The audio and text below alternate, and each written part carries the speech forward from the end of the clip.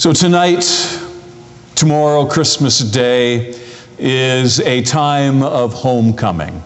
And welcome you home, wherever your home is. Sarah and I are very overjoyed to have our 3 children home for Christmas Eve. Earlier this week, we picked up Monica from Waterloo. Our other children able to sleep over on Christmas Eve so that they could get up in the morning and open up their gifts just like every little child likes to do.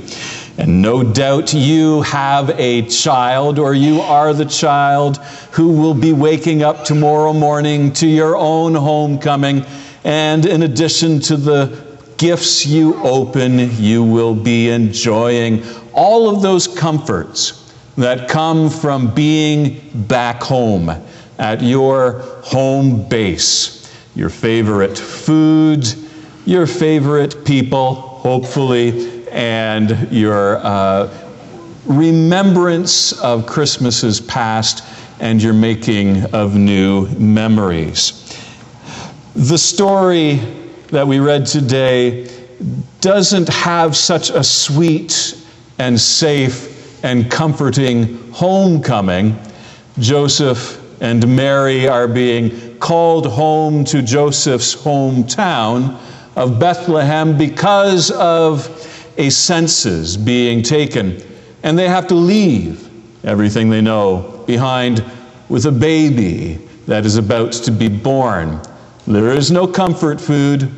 There is no favorite bed with its familiar pillow and mattress. There is no familiar faces. It's a homecoming that leaves Joseph and Mary uncertain.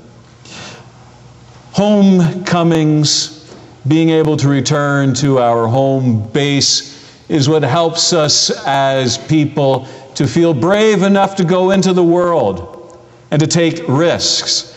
If you recall what you learned in those introductory psychology courses, the great psychologist Bowlby, who taught us about attachment theory, who observed that when children have a safe and secure home base, that they can, with confidence, make little excursions, expeditions out into the dangerous world, knowing that they can return whenever they are overwhelmed emotionally or physically, when they are distressed, when they are frightened, knowing there'll be someone there to comfort them. That's how we work as human beings. And that's how God works with us. This Emmanuel, God with us, can be understood as a great home base. Here's the mystery. God is able to provide us with a secure home base by first trusting us, humanity at this manger, to provide for God in Jesus Christ a secure, safe home base. And from that security, something new is born into the world. And God is able to make that excursion into human history. John Bowlby says that you can think of parenting like a military base, that a home is just like that military base that a commanding officer in the army can move from out to the battlefield, but to which they can retreat when they face a setback, knowing they'll be able to regroup. That's what we enjoy at Christmas time, hopefully. That's what we enjoy by having a secure base. And that's what God provides to us in Jesus Christ. That as followers of Jesus Christ, because we're confident that God is with us, that we have a God who will receive us, be there, envelop us in safe, loving arms. We can go into this sometimes dangerous world and take risks in being the good news and being the gospel for others. Bowlby says that parenting, because it's about providing the safe place for the child to return to, means there's a lot of waiting that goes on. Just waiting, being prepared, waiting until those children need to come back home for some safety. We're wrapping up the Advent season, which is about our waiting. And what we discover by our waiting is that God is now waiting for us to keep us safe.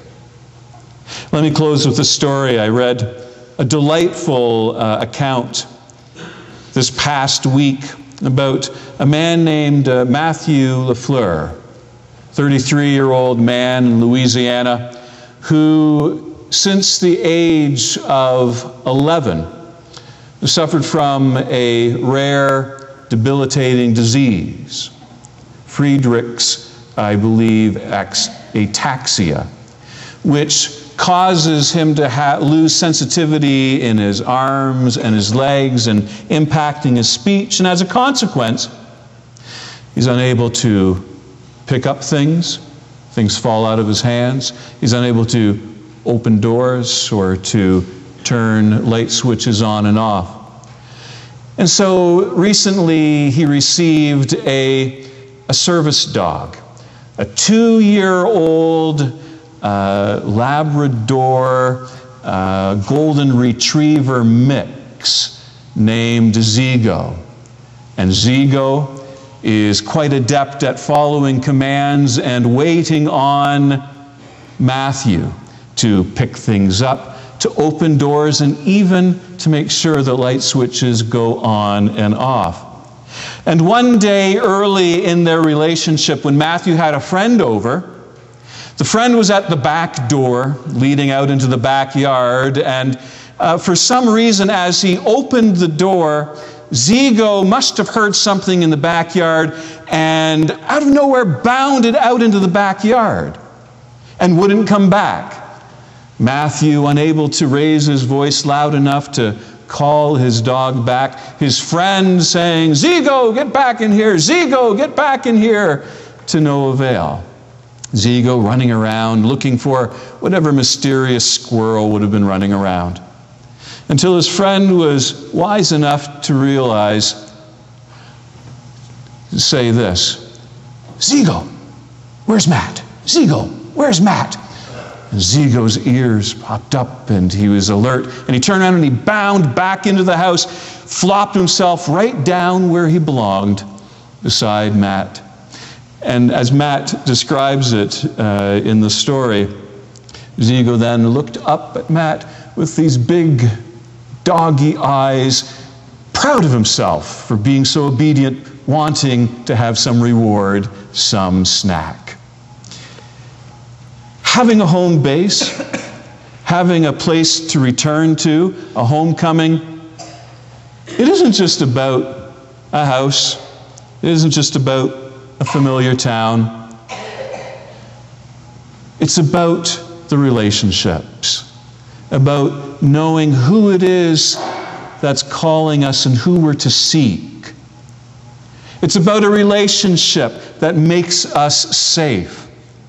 And as followers of Jesus Christ, as we celebrate God with us, after all this waiting, we're reminded that if we seek and know whom we seek, God in Jesus Christ, that we'll find our home base, and we'll find our security, and we'll have the courage to go out into this world and wait on those that the Lord waits upon with love.